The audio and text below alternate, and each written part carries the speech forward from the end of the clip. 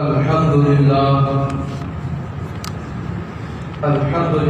وکفى وسلام علی عباده الذین اصطفى اما بعد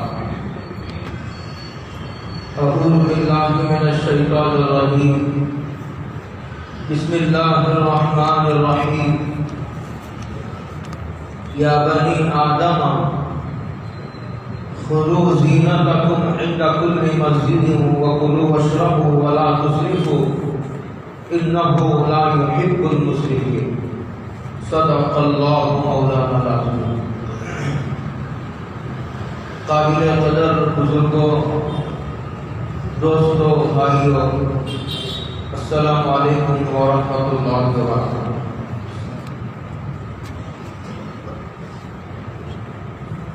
اس وقت 8ویں پارے کی ایک آیت کریمہ تلاوت کرنے کی اللہ جل جلالہ و عظم والہ نے سعادت عطا فرمائی۔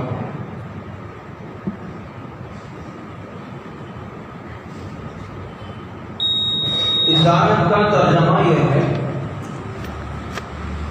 یا بنی آدم، اے آدم کے بچوں، انسان کا ہر فرد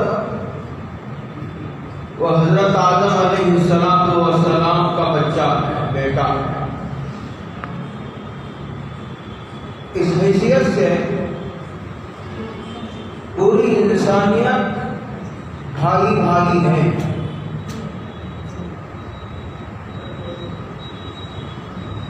خذوا زینتکم عند کل مسجد، تم ہر نماز کے وقت، مسجد سے مراد سجدے کا وقت، ایک تو یہ ہے مسجد، اس کو کہتے ہیں سجدہ گاہ۔ مسجد کہتے ہیں اس جگہ کو جہاں سجدہ کیا جاتا ہے، وہاں تو رکوع بھی کیا جاتا ہے، وہاں تو تلاوت بھی کی جاتی ہے، وہاں تو بیان بھی ہوتا ہے۔ لیکن چونکہ مسجد بنانے کا اصل مقصد وہ نماز ہے، تو اس لیے خاص طور سے نماز کے خاص رکن کا حوالہ دیتے ہوئے اللہ حوالہ دیتے ہوئے جہاں سجدہ کیا جاتا ہے اس کو مسجد کہا جاتا ہے۔ مسجد کہتے ہیں سجدہ کرنے کی جگہ۔ اس کا ایک ترجمہ آتا ہے سجدہ کرنے کا وقت، یعنی نماز کا وقت۔ تو اب ترجمہ یہ بنے گا کہ اے آدم کے بچوں، ہر نماز کے وقت میں تم زینت اختیار کرو۔ خذوا زینتکم عند کل مسجد، اس لیے کہ یہ دربار شاہی ہے، یہ بادشاہوں کے بادشاہ کا دربار ہے، یہاں کے خصوصی آداب ہیں، یہاں پاک و صاف اور بہتر سے بہتر کپڑے پہن کر آنے کو اپنے اوپر لازم کر لو۔ یہ اس دربار کا ادب ہے۔ پھٹے پرانے میلے کچیلے کپڑوں کے ساتھ مسجد میں آ گیا، علماء نے اسے مکروہ قرار دیا اور اللہ تعالیٰ کے دربار کے آداب کے خلاف قرار دیا۔ اس کے آگے فرمایا کلوا واشربوا، کھاؤ اور پیو، ولا تسرفوا، اور لیکن اسراف نہ کرو، فضول خرچی نہ کرو۔ اسلام کی تعلیمات کی روح اعتدال ہے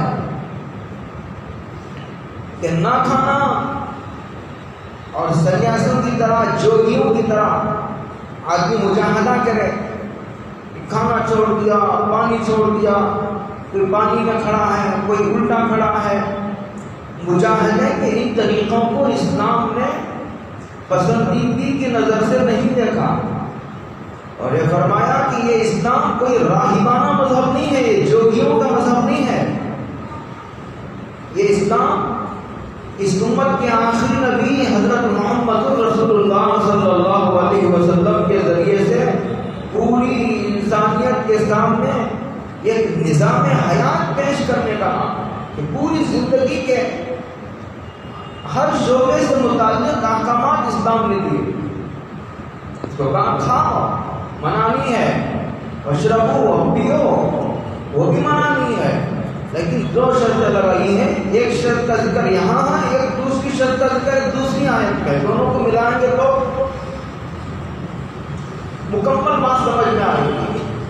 کھاؤ پیو ولا تسرفوا، لیکن اسراف نہ کرو، فضول خرچی نہ کرو. بلکہ قرآن کریم نے ایک جگہ کہا ان المبذرین کانوا اخوان الشیاطین، فضول خرچی کرنے والے وہ شیطان کے رشتہ دار ہیں، بھائی ہیں. اس سے بڑی مذمت کہ اب کون سے الفاظ کا انتخاب کیا جا سکتا ہے. شیطان تو عنوان ہے سرکشی کا. گویا قرآن یہ کہنا چاہتا ہے فضول خرچی کرنے والا شیطان کے راستے پر چل پڑا. آگے فرمایا انہ لا یحب المسرفین، اور فضول خرچی کرنے والوں کو اللہ، فضول خرچی کرنے والوں سے اللہ محبت نہیں فرماتے. لیکن فضول خرچی وہ کرتا ہے جو پیسہ کماتا تو ہے لیکن خرچ نہیں کرتا. دین کی راہوں میں خرچ کرنے والا فضول خرچی نہیں کرتا. اسے فضول خرچی کرنے کے لیے اس کے پاس کہاں ہے فالتو پیسہ، اور جو پیسہ زائد ہے وہ سارے کا سارا اللہ کے راستے پر لگا دیا، مسجد پر لگا دیا، مدرسے پر لگا دیا. اب فضول خرچی کے لیے اس کے پاس پیسہ رہا ہی نہیں. فضول خرچی کے لیے ان کے پاس پیسہ رہتا ہے جو ضرورت کی جگہ پر پیسہ خرچ کرنے سے گریز کرتے ہیں.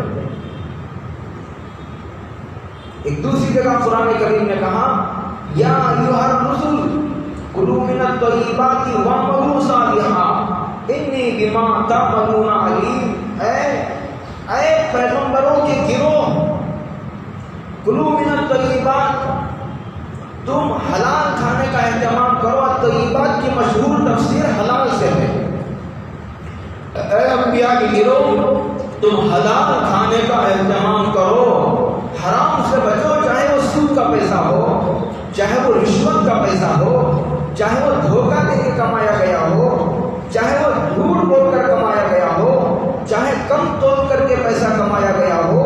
جو بھی طریقہ حرام طریقے سے پیسہ کمایا گیا ہو اس سے بچو. وَاعْمَلُوا صَالِحًا، اور نیک عمل کرو. اگر حرام کھاؤ گے تو نیک اعمال کی توفیق سے محروم کر دیے جاؤ گے.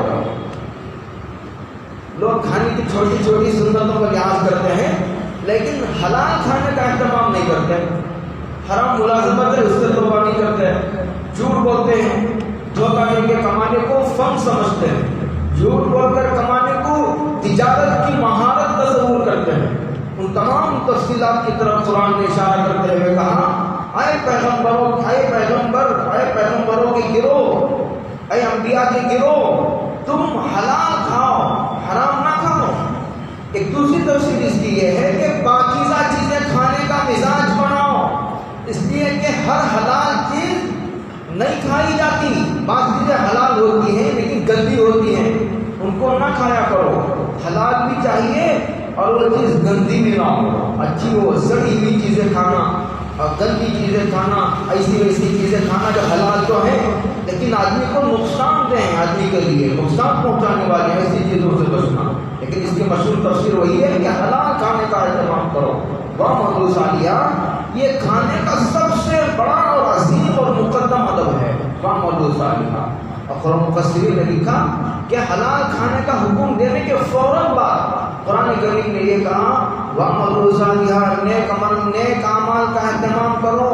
ان دونوں میں جوڑ یہ ہے کہ اگر حلال کھاؤ گے تو نیکیاں کرنے کا تقاضا پیدا ہوگا طبیعت میں. اگر تم نے حلال نہ کھایا اور اپنے بچوں کو حلال کھلانے کا اہتمام نہ کیا تو وہ جو ایک فطرت میں نیکیوں کی طرف لپکنے کا جذبہ رکھا ہوا ہے تقاضا، وہ جذبہ ختم ہو جائے گا. مجھے یاد آتا ہے دارالعلوم دیوبند کے استاد الاساتذہ حضرت مولانا یعقوب صاحب رحمۃ اللہ علیہ جو حضرت تھانوی رحمۃ اللہ علیہ کے بھی استاد ہوتے ہیں، حضرت الیاس صاحب ہیں، اور حضرت جو ہے بڑے بڑے اکابر کے استاد ہیں، حضرت مولانا حسین احمد مدنی کے استاد ہیں، حضرت نانوتوی کے شاگرد ہیں۔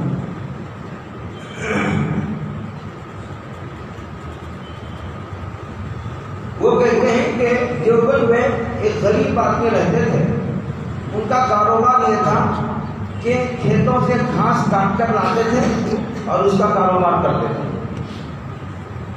اور ساتھ میں ایک مرتبہ بزرگوں سے بڑی عقیدت تھی، تھوڑا تھوڑا پیسہ جمع کر کے سال میں ایک مرتبہ اکابرین دیوبند کی وہ دعوت کیا کرتے تھے۔ اساتذہ بھی جو ہے بیچارہ اتنی محبت سے عقیدت سے دعوت دیتا تو اس کی دعوت میں جاتے تھے۔ کہتے ہیں حضرت مولانا یعقوب صاحب رحمۃ اللہ علیہ اس کی دعوت کھانے کے بعد 40 دن تک عبادت میں، نماز میں، اللہ تعالیٰ سے تعلق میں اضافہ ہو جاتا تھا، حضوری کی کیفیت بڑھ جاتی تھی، اور کہتے تھے کہ اس کا اتنا نمایاں اثر ہوتا تھا کہ سال بھر ہمیں اس غریب کی دعوت کا انتظار رہتا تھا۔ اس کے برعکس جب آدمی حرام کھاتا ہے تو یہ کیفیت ختم کر دی جاتی ہے، اس لیے لوگ اہتمام ہی نہیں کرتے، جہاں جی آیا بس اس کو کھانا ہے، حرام ہے، حلال ہے۔ اب تو لوگ یہ کہنے لگے ہیں وہ نظام، یہ تو کمپیوٹر کا دور ہے، حلال حرام کے کام پیسے، یہ حرام ہے، یہ حلال ہے، یہ جائز ہے، یہ ناجائز ہے، یہ زکوٰۃ ہے، یہ صدقہ ہے، یہ منت کا پیسہ ہے، ارے یہ سود کا ہے، یہ رشوت کا ہے۔ کہاں اس بحثوں میں پڑے ہو تم؟ مولویوں نے بحثوں میں الجھا کر امت کو پیچھے ڈال دیا ہے، تو مسلمان اس باتیں کرتے رہے۔ بامولو صاحب اتنی بماتا علونا علی، اپنے بچوں کی اگر تم یہ چاہتے ہو کہ تمہارے بچے نیکی کے راستے پر بڑھ جائیں تو ان کے لیے سب سے پہلا کام یہ کرنا کہ ان کو حلال کھلانے کا اہتمام کرنا۔ یہ آیت کا مسئلہ ہے۔ قرآن کریم میں دوسری جگہ ایک اور کھانے کا غور کرنے کی بات یہ ہے کہ قرآن کریم اللہ کی مقدس کتاب ہے، اس کو اتنے چھوٹے چھوٹے آداب سکھلایا جاتا ہے، یہ غور کرنے کی بات ہے، بڑی نقصان دہ بات ہے۔ قرآن کریم نے ایک جگہ یہ کہا اے ایمان والو تم نبی کے گھروں میں داخل نہ ہو حتیٰ یؤذن لکم الی، اس میں دعوت کا ایک ادب بتایا گیا ہے۔ یہ بتایا گیا ہے کہ جب تک کوئی تمہیں دعوت نہ دے، دعوت سے مراد کھانے کی دعوت، ضیافت جسے کہتے ہیں، تمہیں جب تک کوئی آدمی نہ بلائے تم نہ جاؤ، اس میں بے عزتی ہے۔ ہر ایسی حرکت سے آدمی کو بچنا چاہیے اس سے آدمی کا وقار، اس کی عزت، اس کا وزن، اس کی ویلیو کم ہو۔ ہر ایسے مجلس میں جانے سے، ہر ایسی حرکت سے آدمی کو بچنا چاہیے۔ علم و عمل بالکل دوسری چیز ہے، لیکن جب آدمی ایسی اوچھی حرکتیں کرتا ہے تو لوگ اللہ کی نظر سے بگڑ جاتا ہے، لوگوں کی نظروں سے بگڑ جاتا ہے۔ تو کہا اے ایمان والو تم نبی کے گھر میں یعنی دعوت کو اجازت کے بغیر نہ دو، دعوت دیے بغیر مت جاؤ، بلائے تو جاؤ، نہ بلائے تو نہ جاؤ۔ اگر بلا دیا دعوت دی، لیکن بہت پہلے جا کر کے بیٹھ گئے، دعوت تھی ظہر میں، تم جا کر کے بیٹھ گئے 12 بجے، بیچارے گھر والے کو گھر والا کھانے کا انتظام کرے گا، اپنی دوسری مصروفیات میں لگا ہے، لیکن تم جو جا کر بیٹھ گئے اور صاحب تمہیں کچھ خبر نہیں ہے۔ ولیکن اذا دعیتم، بلایا جائے تو داخل ہو، جب کھانے سے فارغ ہو جائے تم اپنے گھروں کو چلے جاؤ۔ فانتشروا فلا مستانسین کی حدیث، نبی تو بہت بڑے ذمہ دار ہیں امت کے، اور تم باتیں بناتے بیٹھ جاؤ گے تو ان کے کاموں میں حرج لاتے ہو۔ کتنا چھوٹا ادب سکھایا جا رہا ہے۔ آگے فرمایا ان ذالکم کان یؤذی النبی فیستحیی منکم، تم ایسی حرکت کرو گے نبی تو نہیں بولیں گے، اس لیے کہ نبی کو بہت حیا ہے، بہت شرم و حیا والے ہیں نبی، ان کو پتا ہے کہ یہ حرکت توڑنے کے قابل ہے، لیکن چونکہ اس کو ان کی ذات سے متعلق مسئلہ ہے، ہو سکتا ہے کہ نبی حیا کرے اور منع نہ کرے، لیکن یہ تو پتا قرآن نے تو بتا دیا کہ ایسی باتوں سے تکلیف ہوتی ہے۔ اور سمجھنے کی بات یہ ہے کہ اتنی ادنا تکلیف دینے کو بھی قرآن روا نہیں رکھتا، جائز قرار نہیں دیتا۔ اب ایک آدمی کسی کی زمین مار کر کھا رہا ہے، کسی کی تنخواہ کاٹ رہا ہے، اور ایک آدمی کسی کی تنخواہ ہی نہیں دیتا اور ملازم کو تکلیف دیتا ہے، اس کے حقوق مانگتا ہے، بھائیوں کے، بہنوں کے، ماں باپ کے، رشتہ داروں کے، پڑوسیوں کے، اپنے ماتحتوں کے. یہ کتنی بڑی تکلیف کی بات ہے. جبکہ ادب یہ سکھایا جا رہا ہے کہ تم اگر بن بلائے کسی کے ہاں چلے گا، بھائی بن بلائے کا آدمی چلا گیا، کتنا کھائے گا؟ 100 روپے کا کھائے گا، 200 روپے کا کھائے گا، 500 روپے کا کھائے گا. کوئی بہت بڑی بات تو نہیں. کوئی تمہارا گھر تو گھر تو نہیں خراب کر رہا ہے، لیکن اتنی تکلیف دینے کو بھی اسلام میں ناجائز قرار دیا. تو بڑی بڑی تکلیفیں جو لوگ دیتے ہیں ان کو اس میں بہت بڑی تنبیہ ہے. آگے فرمایا ان اللہ لا یستحی من الحق. نبی شرمائے گا، خدا نہیں شرماتا، خدا ادب سکھاتا ہے. لوگ جو ہے طرح طرح سے تکلیفیں دیتے ہیں. اس کی ایک فرا آپ کو بتا دو. ایک آدمی اچانک ٹپک پڑا کھانے کے وقت میں، 2 بجے کا وقت ہے، اس کو معلوم ہے کہ میں 2 بجے پہنچوں گا. تو اس کا ادب یہ ہے کہ جانے سے پہلے اطلاع کی جائے کہ بھائی میں آ رہا ہوں فلاں جگہ سے، 5 گھنٹے کا سفر ہے، 2 بجے آپ کے پاس پہنچوں گا اور میں نے کھانا نہیں کھایا ہے، کھانا آپ کے گھر میں کھاؤں گا. اب آدمی بتا دیا پہلے سے تو وہ جو آدمی ہے میزبان ہے وہ ذہنی اعتبار سے تیار ہو جائے گا اور اپنے مصروفیات میں سے وقت نکال کر جو بھی اس کے انتظام کا طریقہ ہے وہ انتظام کر دے گا. ایک آدمی کسی کی مصروفیت میں جا کر کے دخل اندازی دے، ٹپک پڑا، وقت پر بیچارے کو بیچارہ مصروف ہے اور یہ کام بھی ہے وہ کام بھی پڑا ہے، یہ آدمی پہنچ گیا اب اس کو کھانا بھی کھلانا ہے. کتنی تکلیف کی بات ہے. یہ ساری چیزیں اس میں داخل ہیں. اگر اسے پھیلاؤ تو لمبا کام ہے. ان اللہ لا یستحی من الحق.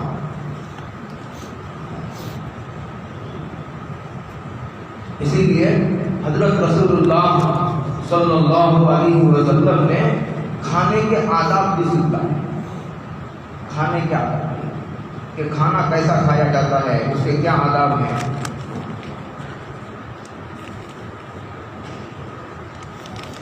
ایک حدیث میں آتا ہے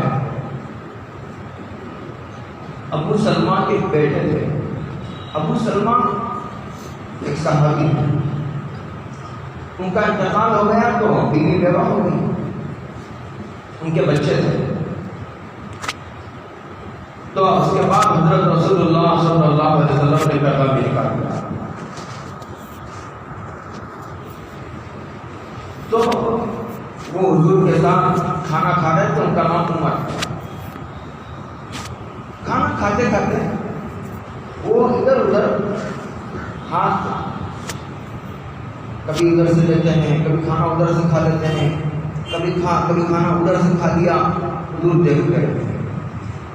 حضرت رسول اللہ صلی اللہ علیہ وسلم نے ان کو تنبیہ فرماتے ہوئے، تربیت کرتے ہوئے یہ فرمایا کہ بچے یا غلام سب اللہ، اللہ کا نام لے کر کے کھاؤ، اللہ کا نام لے کر کے کھاؤ. اس کے بعد فرمایا اور اپنے سیدھے ہاتھ سے کھاؤ، بائیں ہاتھ سے بلا وضو کھانا جائز نہیں. اور اس کے بعد فرمایا وکل مما یلیک، اپنے سامنے سے کھاؤ. تربیت تعلیم مدرسوں میں ہو جاتی ہے، تربیت گھروں میں ہوتی ہے. باپ تربیت کرے گا، ماں تربیت کرے گی، ماں کھانے کا طریقہ بتائے گی. دیکھیں 24 گھنٹے بچے اپنے ماں باپ کے پاس ہوتے ہیں. ان کو اٹھنا سکھایا جائے گا، کپڑے کے آداب، کھانے کے آداب، پینے کے آداب، گفتگو کے آداب، سارے آداب ہیں. تربیت تو گھروں میں ہوتی ہے، مکتب میں تعلیم دی جاتی ہے. ماں باپ تربیت کرے گی، تربیت تو گھروں میں ہوتی ہے. عربی شاعر نے بہت خوب بات کہی. عربی شاعر نے کہا لیس الیتیم الذی مات والدہ، لیس یتیم الذی مات والدہ ان الیتیم یتیم العلم والادب. فرمایا کہ وہ بچہ یتیم نہیں ہے جس کے سر سے اس کا باپ کا سایہ اڑ گیا. یتیم کہتے ہیں اپنی زبان میں کہ ایک بچہ نابالغ ہے اور اس کے باپ کا انتقال ہو جائے تو عربی میں کہتے ہیں کہ بچہ یتیم ہو گیا. بچہ بالغ تھا، باپ مر گیا تو اس بچے کو یتیم نہیں کہتے عربی شریعت کی اصطلاح میں. عربی شاعر کہتا ہے کہ وہ بچہ یتیم نہیں ہے جس کے باپ کا سایہ اس کے سر سے اڑ گیا ہو. در حقیقت اصل یتیم وہ بچہ ہے کہ باپ تو ہے لیکن تربیت کرنے کا سلیقہ نہیں. ادب سکھانے کا سلیقہ نہیں ہے، بچوں کی تعلیم و تربیت کی طرف متوجہ نہیں ہے۔ جو بچے تعلیم و تربیت کے ماحول سے محروم ہیں وہ گھر واقعی یتیم بچوں کا گھر ہے، باپ ہوتے ہی بھی بچے یتیم ہیں۔ بڑی عجیب بات اس شاعر نے کہی تو حضرت رسول اللہ صلی اللہ علیہ وسلم نے تربیت فرماتے ہوئے فرمایا کہ بچے ایک تو اللہ کا نام لے کر کے کھاؤ، کھانا جانور بھی کھاتے ہیں اور انسان بھی کھاتے ہیں، اور انسانوں میں سے بھی کھانا مسلمان بھی کھاتا ہے، غیر مسلم بھی کھانا کھاتا ہے، کافر بھی کھانا کھاتا ہے، لیکن دونوں کے کھانے میں بہت بڑا فرق ہے۔ کہا کہ سب ملتا اللہ کا نام لے کر کے کھاؤ، بسم اللہ والا برکت اللہ پڑھ کر کے کھاؤ۔ اگر تم نے بسم اللہ والا برکت اللہ نہیں پڑھا تو حضور نے فرمایا تمہارے کھانے میں شیطان بھی شریک ہو گیا۔ اور سامنے سے کھاؤ، ادھر ادھر سے کھانا، ہاں یہ اس وقت ہے جب ایک طرح کا کھانا ہو، سالن ہے اور کھانا رکھا ہوا ہے، ایک طرح کا کھانا ہے تو اپنے سامنے سے کھاؤ۔ ہاں الگ الگ فروٹ ہیں، الگ الگ انداز کے کھانے رکھے ہیں، مختلف ڈش رکھے ہوئے ہیں، تو تھوڑا وہاں سے لے لیا، تھوڑا وہاں سے لے لیا، ایسا کرنا تو جائز ہے۔ لیکن جہاں ایک ہی قسم کا کھانا ہو، یعنی تو دو چار آدمی مل کر کے کھا رہے ہوں تو ادھر سے بھی کھایا، بیچ میں سے بھی کھا رہا ہے، بلکہ حدیث میں حضرت رسول اللہ صلی اللہ علیہ وسلم نے ارشاد فرمایا کہ بیچ سے نہ کھاؤ، بیچ میں اللہ کی برکت نازل ہوتی ہے۔ حضرت ابن عباس کی بات یہ آداب سکھلایا جا رہا ہے، سنت کے مطابق کھانا کھانا سکھایا جا رہا ہے۔ اور فرمایا بیٹھ کر کے کھاؤ، کھڑے ہو کر کے تو جانور کھاتے ہیں، یہ جانوروں کا طریقہ ہے کھڑے ہو کر کے کھانا، یہ فیشن بن گیا ہے اب، اور وہ نقصان دہ بھی ہے پیٹ کے لیے۔ کھڑے ہو کر پانی پینے سے گردوں پر بڑا گہرا اثر ہوتا ہے، کھڑے ہو کر کھانے سے معدے پر بڑا گہرا اثر ہوتا ہے۔ اسلام اور سائنس کے نام سے بہت کتابیں آ گئی ہیں اس موضوع پر، یہ مستقل موضوع ہے کہ اس کا کیا فائدہ ہے، دنیاوی کیا فائدہ ہے، اس کو جسمانی کیا فائدہ ہے۔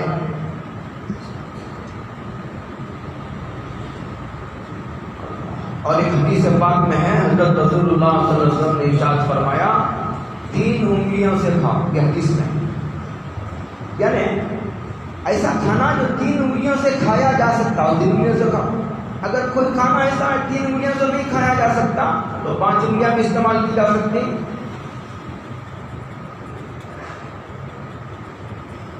لیکن اس سے اتنی بات سمجھ میں آتی ہے کہ آدمی بڑے بڑے لقمے لے کہ دیکھنے والوں کو بڑا برا لگے، بڑا بھدا لگے، اور بے ڈھنگے طریقے پر آدمی کھائے تو سامنے والے کے دل پر برا اثر ہوتا ہوگا اور اچھا بھی نہیں لگے گا۔ ایسا نہیں ہے کہ آدمی لالچی ہے، اس آدمی کے دل میں ہرس ہے، ہر ایسی ادا جس سے آدمی لالچی ظاہر ہو اسلام نے منع کیا۔ بچوں کو سکھاؤ، بچے چھوٹے چھوٹے روپ میں کھاؤ اور خوب چبا کر کے کھاؤ، کھانا بھی ہو جائے گا اور میدے پر زیادہ بار بھی نہیں پڑے گا اور دیکھنے والے کو برا بھی نہیں لگے گا، ایسا لگے گا کہ بچے نے کسی کے پاس طریقہ سیکھا۔ اور ایک حدیث پاک میں ہے حضرت رسول اللہ صلی اللہ علیہ وسلم نے ارشاد فرمایا کھانا کھانے سے پہلے وضو کرو اور کھانا کھانے کے بعد بھی وضو کرو۔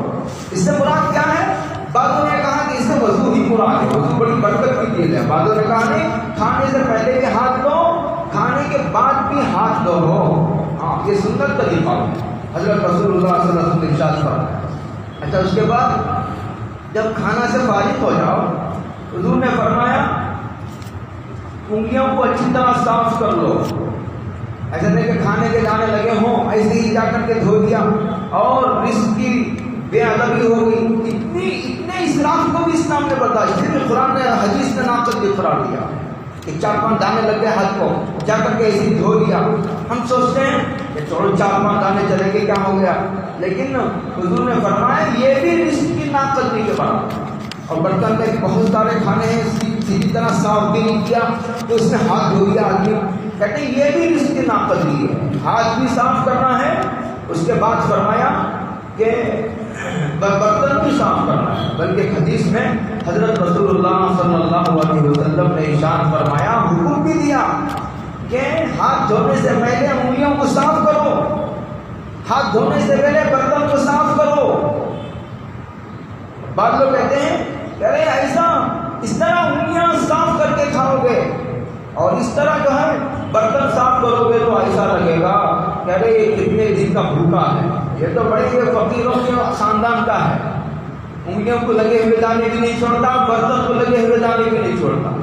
حضرت رسول اللہ صلی اللہ علیہ وسلم نے ارشاد فرمایا، استغفر تو کرتا کہ برتن اس کے حق میں دعا کرتا، اور برتن اس کے لیے بعض حدیثوں میں یہ بھی ہے، برتن یہ ہے کہ برتن اس کے لیے دعا کرتا ہے، اللہ اس نے جس طرح مجھے صاف کیا ہے اس کے گناہوں کو بھی صاف کر دے۔ اور بعض روایتوں میں الفاظ بھی آئے ہیں کہ برتن یہ دعا کرتا ہے کہ اللہ جس طرح اس نے مجھے آزاد کر دیا ہے گندگی سے، اس طرح تو اسے جہنم سے آزاد کر دے۔ رسول کی روایت ہے، حدیث کی کتاب ہے۔ عمل کتنا چھوٹا ہے، عمل کتنا چھوٹا ہے، جیسے حدیث میں آتا ہے حضرت رسول اللہ صلی اللہ علیہ وسلم نے ارشاد فرمایا کہ بعد کھانا کھاتا ہے، کھانے کے بعد آدمی دعا پڑھتا ہے، الحمدللہ الذی اطعمنا وسقا وصبغ وجعل له مخرجا، الحمدللہ الذی اطعمنا وسقانا وجعلنا مسلمین۔ دو مختلف دعائیں ہیں، دعاؤں کا ڈھیر ہے، ذخیرہ ہے، کہتے ہیں دعا پڑھتا ہے، اتنا چھوٹا عمل ہے، معمولی عمل، حدیث میں آتا ہے کہ اس کے پچھلے تمام گناہوں کو اللہ معاف کرتا ہے۔ عمل کتنا چھوٹا، روزانہ 3 وقت کھائے گا، 3 وقت دعا پڑے گا، تو یہ کھانے سے دوسرے کھانے کے درمیان جتنے گناہ ہیں سارے کے سارے چھوٹے گناہ اس کے معاف ہو جاتے ہیں۔ اور ایک حدیث میں ہے حضرت رسول اللہ صلی اللہ علیہ وسلم نے ارشاد فرمایا کہ دسترخوان بچھا کر کھاؤ، بیٹھ کر کھاؤ، اور دوسرا دسترخوان بچھا کر کھاؤ۔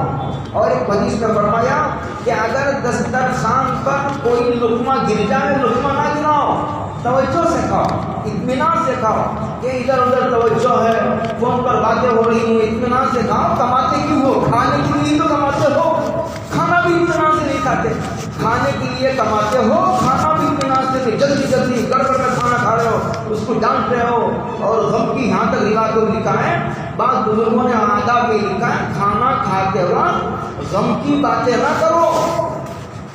جب غم کی باتیں کر دیا کیا کھانا کھایا جائے گا؟ کسی کی موت کی خبر آ کر کے سنا دی، کیا کھانا کھایا جائے گا؟ کسی کے حادثے کی خبر سنا دی، اور کسی نے کوئی ڈوب کر مر گیا، اس کی خبر سنا دی، اب کھانا کیا کھایا جائے گا؟ پورا اس کا پورا آف ہو جائے گا۔ کہتے ہیں ایسی خبریں دسترخوان پر نہ لاؤ، اطمینان سے کھاؤ، فون بند کر دو یا سائلنٹ میں کر دو، توجہ سے کھاؤ۔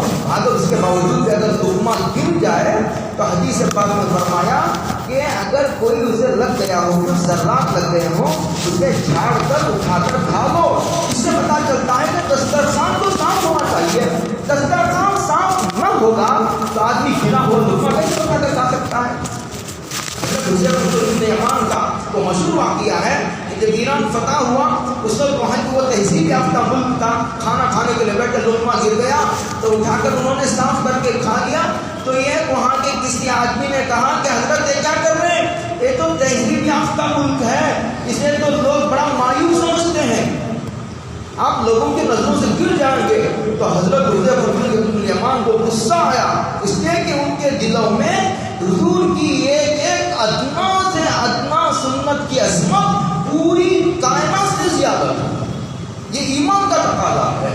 ہم لوگ شرمتے ہیں سنت کے مطابق کھانے سے، ہم لوگ شرمتے ہیں سنت کے مطابق بیٹھ کر پینے سے، داڑھی چھوڑنے سے ہمیں شرم آتی ہے، اسلامی لباس سے ہمیں شرم آتی ہے، ہمیں جو ہے اسٹیشنوں پر نماز پڑھتے ہوئے شرم آتی ہے کہ لوگ کیا کہیں گے، لوگ کیا کہیں گے، یہی کریں گے جب مر جائیں گے، انا للہ و انا الیہ راجعون۔ کسی نے بڑا اچھا لکھا تھا میسج میں، اس نے یہ لکھا تھا کہ ساری زندگی آدمی یہ سوچتا ہے کہ لوگ کیا کہیں گے، لوگ کیا کہیں گے، جب مر گیا تو ساری دنیا نے ایک ہی جملہ کہا، انا للہ و انا الیہ راجعون۔ اگر لقمہ گر جائے لقمہ اٹھا کر کھا لو۔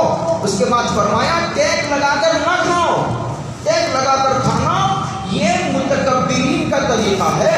اسی لیے حضرت رسول اللہ صلی اللہ علیہ وسلم نے حدیث میں ارشاد فرمایا کہ چاندی کے برتن میں نہ کھاؤ، چاندی کے برتن میں پانی نہ پیو۔ فرمایا چاندی کے برتن میں کھانا اور چاندی کے برتن میں پینا گلاس میں یہ ناجائز ہے۔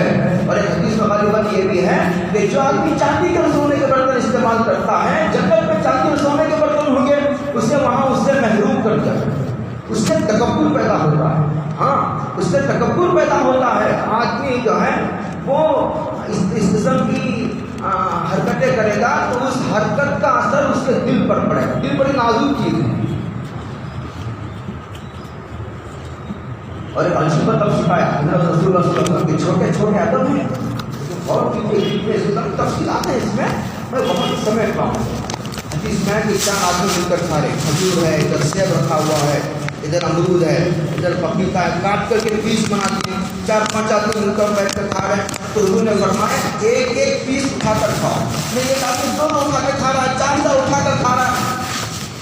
فرمایا اللہ کے بندے دو نقصانات ہیں اس میں۔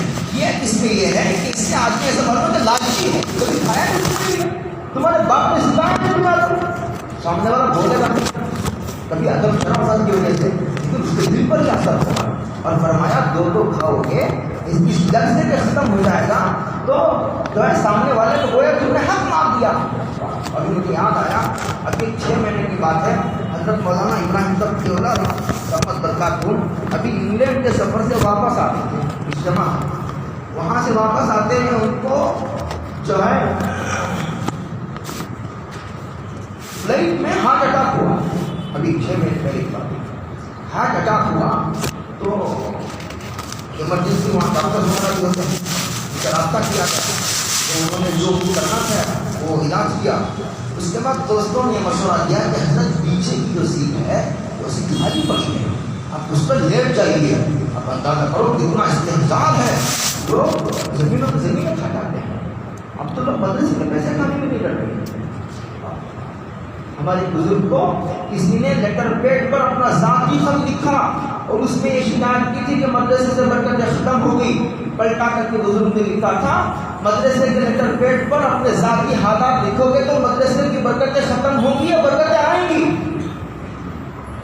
حضرت ابراہیم صاحب کی اولاد نے فرمایا بھائی میں نے کرایہ 1 سیٹ کا دیا ہے، بھائی میں نے کرایہ 1 سیٹ کا دیا ہے، دنیا سے جاتے جاتے حرام کا انتخاب کرتے ہوئے جانا نہیں چاہتا۔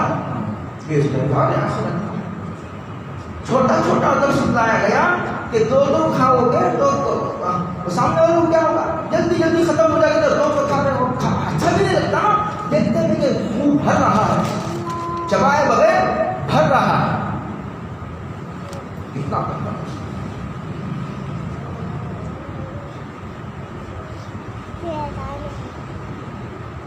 اور ایک حدیث میں آیا ہے جب کھاؤ تو الحمدللہ، ہر لقمے پر توجہ سے کھائے گا تو توفیق ہوگی۔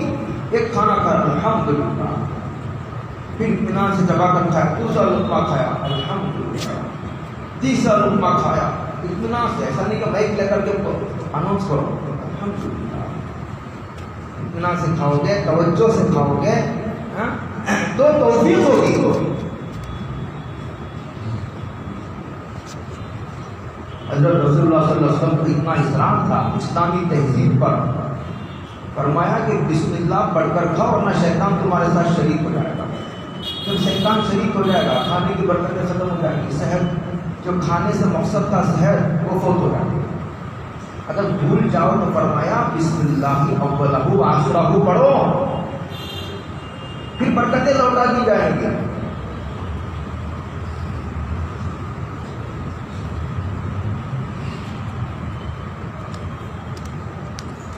یہ قدم اور سکھا، ایک تو بیٹھ کر کھاؤ، بیٹھ کر کھانے میں سوال ہی پیدا ہوتا ہے کہ آدمی چپل پہن کر کے کھائے، لیکن اگر کبھی ایسا موقع آ جاتا ہے تو فرمایا کہ چپل نکال کر کے کھاؤ، یہ کھانے کا ادب ہے۔ اور ایک عجیب حدیث میں حضرت رسول اللہ صلی اللہ علیہ وسلم نے سکھایا کہ کھانے میں کچھ بڑے بھی ہیں کچھ چھوٹے بھی ہیں، علم والے کچھ بڑے علم والے ہیں، یعنی کہ عمر میں کچھ بڑے لوگ ہیں۔ حضور نے فرمایا کہ جب تک بڑا کھانا شروع نہ کرے چھوٹے انتظام کریں۔ دیکھنے میں کتنا چھوٹا ادب ہے۔ حدیث میں حضور نے ارشاد فرمایا کسی آدمی نے، ایک آدمی ہے یہ اس کی کار ہے، یہ کار کا مالک ہے، تو نے کہا حضرت بیٹھ جائیے. تو فرمایا حضور نے کہ کار کے پہلی سیٹ پر کار کے مالک کو بٹھاؤ، یہ اس کا حق ہے. سمجھ رہے ہیں کہاں کہاں تک احترام سکھلایا گیا، جذبات سکھلائے گئے، حقوق آداب سکھلائے گئے. جب بڑا کھانا شروع کرے تب تم کھانا شروع کرو. اور بھی بے شمار تفصیلات ہیں اس کے. اب کھانا کیسا بیٹھ کر کھایا جائے، کھڑے ہو کر کھانا بھی جائے، یہ مسلمانوں کا طریقہ نہیں ہے. یہ مغرب سے آیا، یورپ سے آیا. اسی طرح ٹیک لگا کر کھانا، کرسیوں پر کھانا کوئی ناجائز تو نہیں ہے، لیکن خلاف سنت ہونے میں کیا شبہ ہے. یہاں سنتوں کی بات ہو رہی ہے. ایک حدیث سناتا ہوں آپ کو، ذرا توجہ سے سنو. حضرت رسول اللہ صلی اللہ علیہ وسلم کو اسلامی تہذیب و کلچر پر کتنا اصرار تھا. دیکھو کھڑے ہو کر پانی پینا جائز ہے، اس میں کیا شبہ ہے، کھڑے ہو کر پانی پینا جائز ہے. لیکن حدیث میں حضرت رسول اللہ صلی اللہ علیہ وسلم نے فرمایا تم میں کا کوئی آدمی ہرگز کھڑے ہو کر پانی نہ پیے. اور حدیث میں فرمایا اگر تم میں سے کوئی آدمی کھڑے ہو کر پانی پیتا ہے تو اسے چاہیے کہ پیا ہوا پانی قے کر دے. اس لیے نہیں کہ ناجائز ہے، اس لیے ہے کہ تم کو اسلامی تہذیب کی طرف آنا چاہیے. کیا تمہارے پاس کوئی شریعت نہیں ہے جو دوسروں کی دیکھا دیکھی، دوسروں کی تہذیب کو آئیڈیل بنا رہے؟ یہ اس میں تنقید ہے. اس لیے نہیں کہ کھڑے ہو کر پانی پینا کوئی ناجائز اور حرام ہے. آپ سمجھ گئے؟ مجدد الفسانی کی آخری بات سنا کر کے بات ختم کرتا ہوں. مجدد الفسانی ہندوستان میں اکبر کے زمانے میں اللہ تعالیٰ نے ان کو جو ہے، اکبر نے جو فتنہ برپا کیا تھا اس کے دوڑ کے لیے پیدا کیا. ہندوستان میں سلسلے چشتیہ کے بانی ہیں امام ربانی مجدد الفسانی رحمۃ اللہ علیہ.